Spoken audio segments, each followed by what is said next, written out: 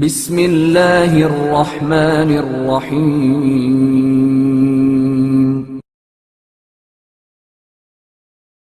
حضرت فاطمہ زہرا سلام اللہ علیہا اور فرض شناسی۔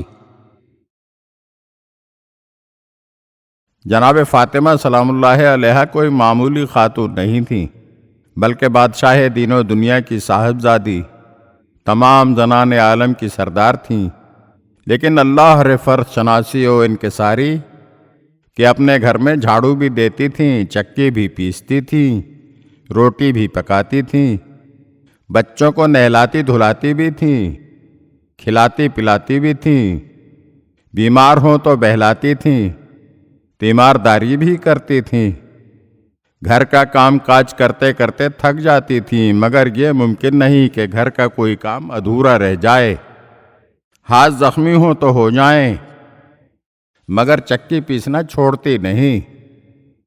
کام کرتی تھیں تو اس شان سے کہ ایک ہاتھ سے روتے بچے کو چھاتی سے لگائے ہوئے ہیں اور دوسرے ہاتھ سے کام کر رہی ہوتی تھیں۔